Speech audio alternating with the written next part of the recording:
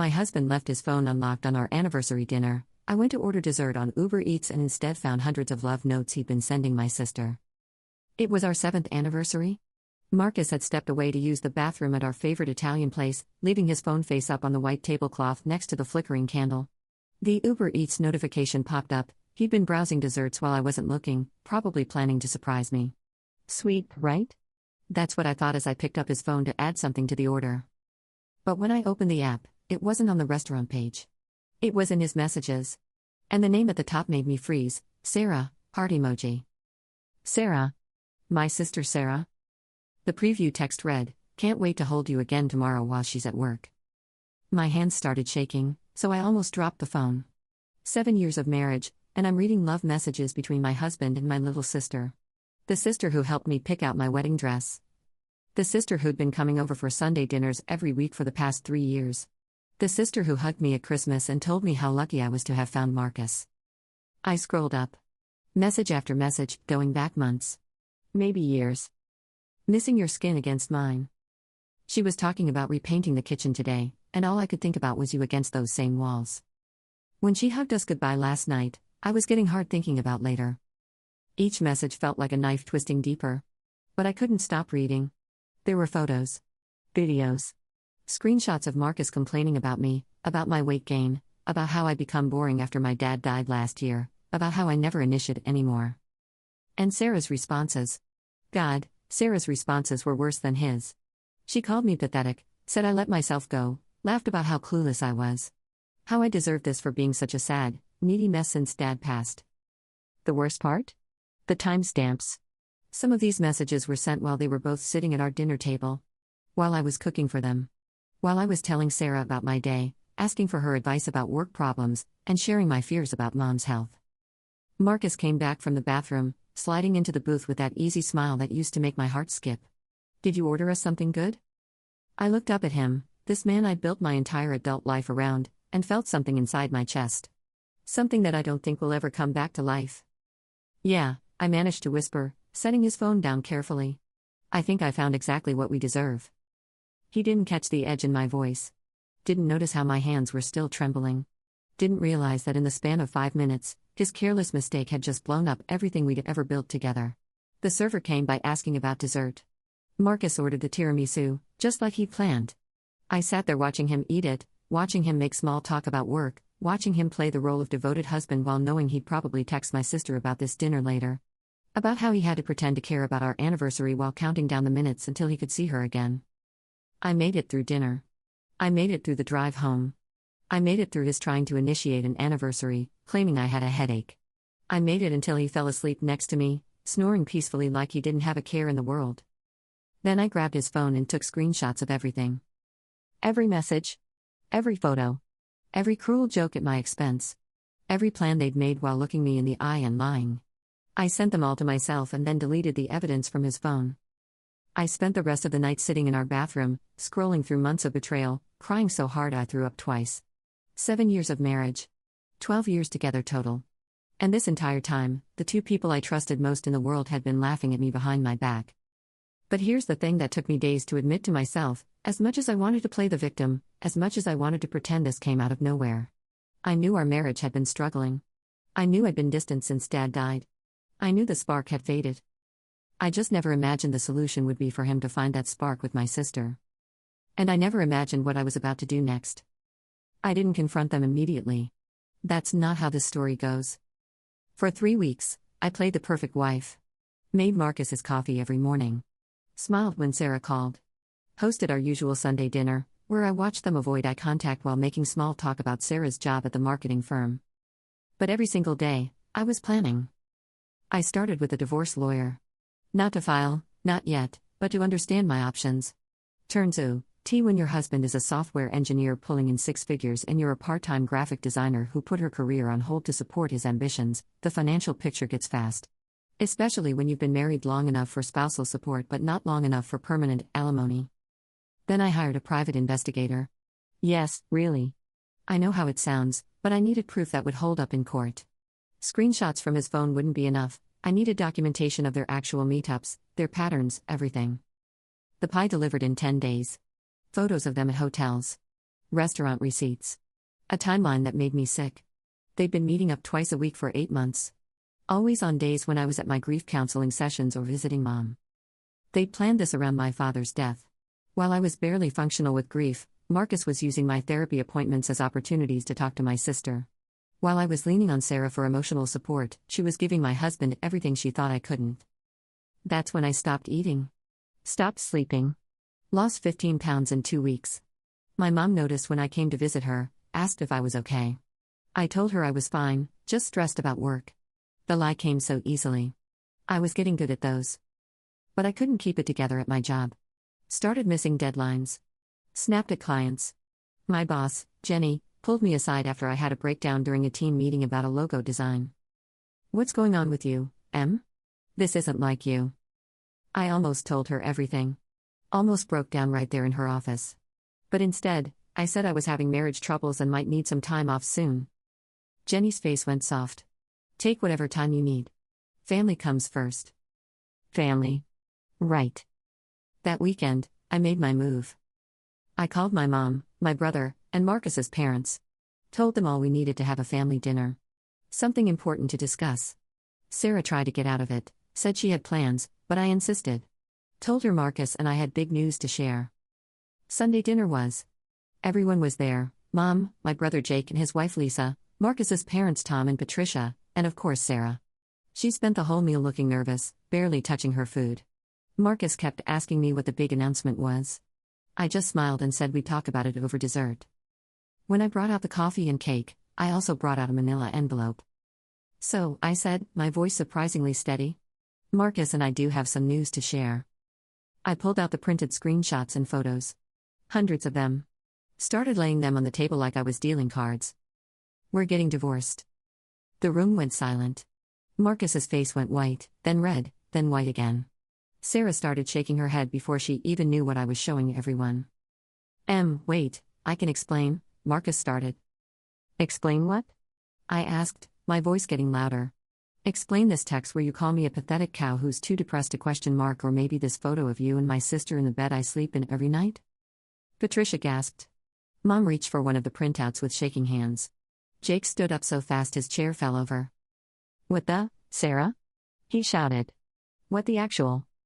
Sarah was crying now, mascara running down her cheeks. Please, it's not what you think." "It's not what I think?" I laughed, and it sounded insane even to me. "It's not what I think when you're calling me names in these messages? When you're making fun of how I cried at Dad's funeral? When you're planning hookups during my grief counseling sessions?" Mom was reading the messages now, her face getting paler with each one. When she looked up at Sarah, I saw something I'd never seen before: pure disgust. "Get out," Mom whispered. "Mom, please. Get out of my house." Mom screamed, standing up and pointing at the door. "Get out and don't come back." Marcus tried to salvage it. Tried to explain that it just happened, that he never meant to me, that he wanted to work things out. He dared to say that maybe this could make us stronger. Tom and Patricia just sat there in shock. His dad kept shaking his head and muttering "Jesus Christ" under his breath. But you know what the worst part was? When Sarah left, crying and humiliated, she looked at me with pure hatred. Not remorse. Not shame. Hatred. Like I was the one who'd done something wrong by exposing them. That's when I knew this wasn't some mistake or moment of weakness. This was who they were. And I'd been too naive to see it. After everyone left, Marcus tried one more time to talk to me. Tried to touch my shoulder while I was loading the dishwasher, broken plates and all. "Don't," I said without looking at him. "Pack your things and get out. You have until tomorrow night. Come on. We can work through this. People make mistakes." I turned around and looked at him. Looked at him. This man who'd held me while I cried over my father's hospital bed. Who'd promised to love me through sickness and health. Who'd been inside my sister's while I was planning our anniversary dinner. "Mistakes?" I said. 8 months of calculated betrayal isn't a mistake, Marcus. It's a choice. You made your choice. Now live with it. He moved out the next day. Didn't even take all his stuff, left his college textbooks and wedding photos scattered around like evidence of a life that never really existed. The house felt enormous and silent without him. But for the first time in weeks, I slept through the night. I filed for divorce on Wednesday. 6 months later, I'm sitting in a one-bedroom apartment that smells like the previous tenant's cat, eating cereal for dinner because I spent my last $20 on gas to get to work. The divorce was finalized 3 weeks ago. I got half of our savings, which wasn't much after legal fees, and had to sell the house because I couldn't afford the mortgage alone. Marcus makes 4 times what I make, but because we'd been married less than 10 years and I was technically employed, spousal support was minimal and temporary. He's living in a nice downtown condo now. With Sarah. Yes, they moved in together. 2 months after our family dinner explosion, they were Instagram official. Posted a picture of them at some wine festival with the caption "When you know, heart emoji." Sarah had the nerve to tag our mutual friends. The comments were illuminating. I was the last to know about a lot of things. Friends who'd stayed quiet while I was being humiliated behind my back suddenly had opinions about how they'd always seemed perfect together and how sometimes love just happens. I lost most of our couple of friends in the divorce. They chose sides, and Marcus and Sarah's side had better parties, more money, and less crying. I don't blame them. Who wants to hang out with a bitter ex-wife when you could hang out with the happy new couple? My family situation is permanently destroyed. Mom hasn't spoken to Sarah since that dinner. Jake's wife, Lisa, told me at Christmas that Sarah keeps trying to reach out, wanting to explain her side, but Mom just deletes her messages. Our family group chat, the one where we used to share memes and coordinate holidays, is dead. Sarah's not in it anymore, and the rest of us don't know how to talk around the gaping hole where she used to be. Jake tries to be supportive, but his wife is pregnant now, and they're busy building their own life. Mom's getting older and frailer, and instead of having 2 daughters to help care for her, she has 1 daughter and 1 stranger who used to be her child. Work has been a nightmare. I had to tell Jenny the truth eventually when I needed time off for court dates and lawyer meetings. She was sympathetic, but my performance hasn't recovered. Hard to focus on logo designs when your entire life has imploded. I'm barely hanging on to my job, and they've made it clear that my position isn't secure. The financial reality is brutal. Groceries are a luxury. I drive for DoorDash on weekends to pay rent.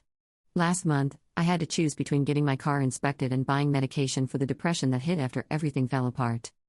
Dating is impossible. Not just because I'm broke and emotionally destroyed, but because everyone in our social circle knows the story. And Marcus and Sarah made sure their version got out first, the version where I was mentally unstable after my dad died, where I pushed Marcus away, where their love was some beautiful, unavoidable force of nature. I tried going on one date 3 months ago. Nice guy, met him through a dating app. When he asked why my last relationship ended, I told him. He listened, nodded sympathetically, and said all the right things. Then he never called again. Later, I found out he'd looked up Marcus on social media, saw the happy pictures with Sarah, and decided I was probably the crazy ex-wife who couldn't accept that her husband found someone better. The worst part isn't even the loneliness or the money problems. It's the doubt that creeps in at 3 a.m. when I can't sleep. The voice that whispers that maybe they were right. Maybe I did let myself go. Maybe I was too needy after Dad died. Maybe I drove Marcus away and Sarah just gave him what I couldn't. I know that voice is. I know what they did was unforgivable, regardless of my flaws. But when you're eating dollar store ramen in an apartment with thin walls, listening to your neighbor's TV through the night because you can't afford cable, it's hard not to wonder if you deserve this somehow. Sarah sent me a message last week. First contact since the family dinner.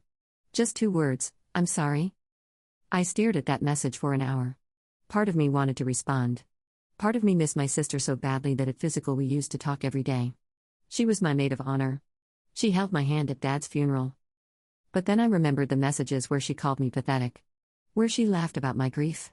Where she said I deserved to be cheated on because I'd become a burden.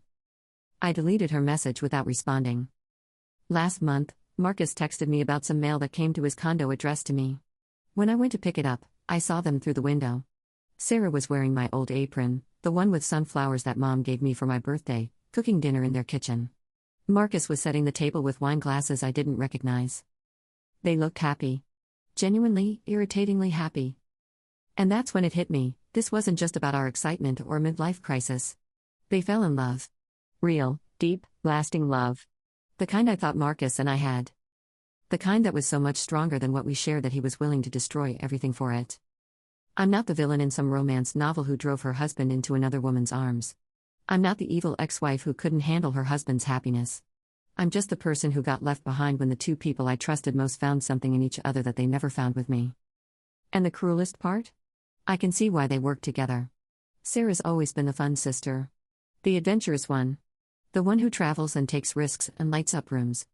She never gained weight or struggled with depression or needed anyone to take care of her. She's everything I used to be before life wore me down. Before Dad's illness drained my savings and my energy. Before the miscarriages that we never told anyone about made me retreat into myself.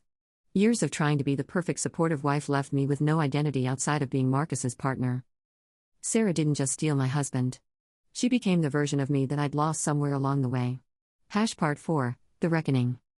It's been a year now since that anniversary dinner, and I need to tell you how this ends. Because it's not what you'd expect, and it's not what I expected either. 3 months after the divorce was finalized, Sarah called me. Not texted, called. At 2 a.m. on a Tuesday, crying so hard I could barely understand her. I need to tell you something. I need to tell you the truth about everything. I should have hung up. Should have blocked her number months earlier. But something in her voice made me listen. It wasn't real, she sobbed. None of it was real. Marcus never loved me.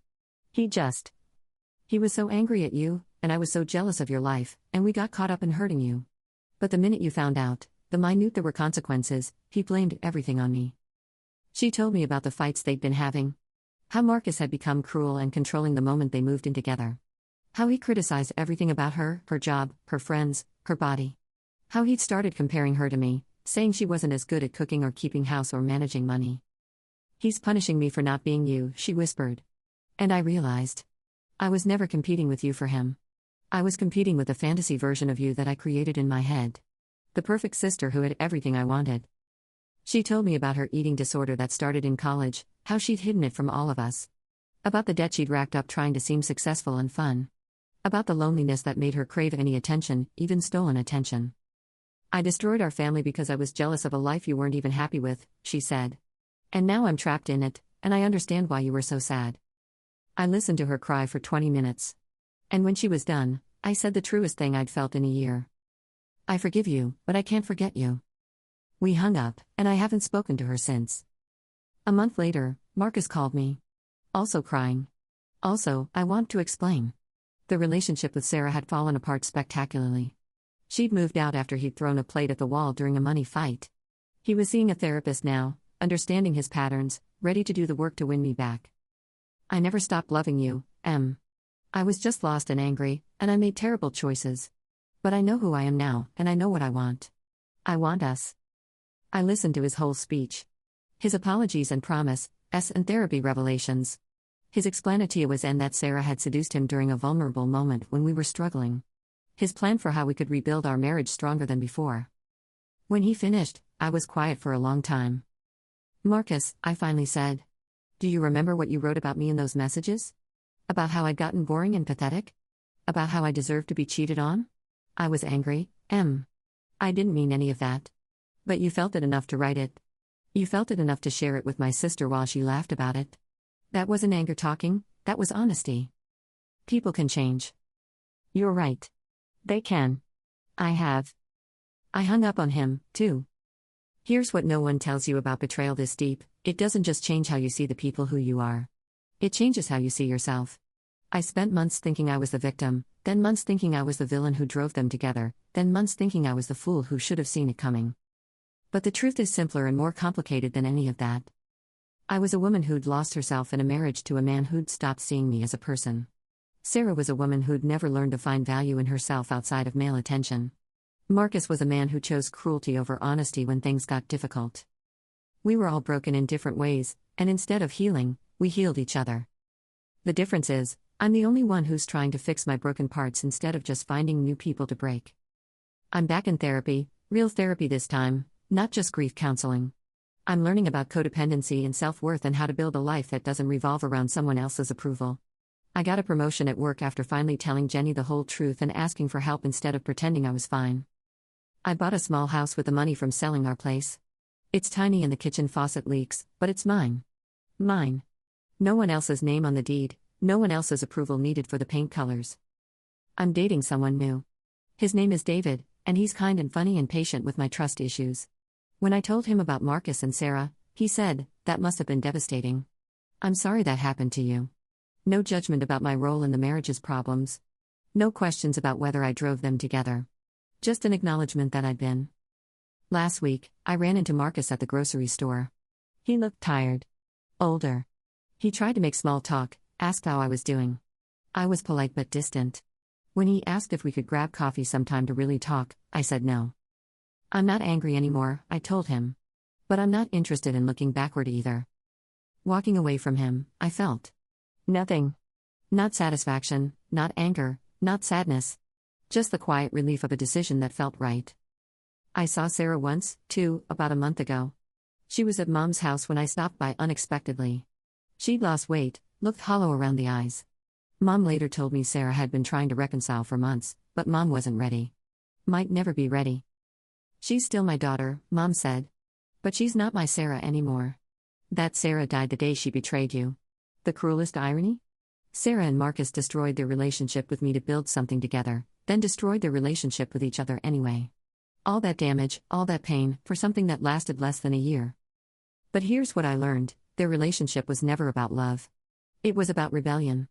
About feeling special and chosen and superior to the boring, sad wife who didn't appreciate what she had. When the rebellion was over and they had to build a real relationship, pay bills together, navigate mundane Tuesday nights, deal with each other's actual personalities instead of the fantasy, they discovered they didn't even like each other that much. They just liked the idea of themselves as the people who were too and loved to care about rules.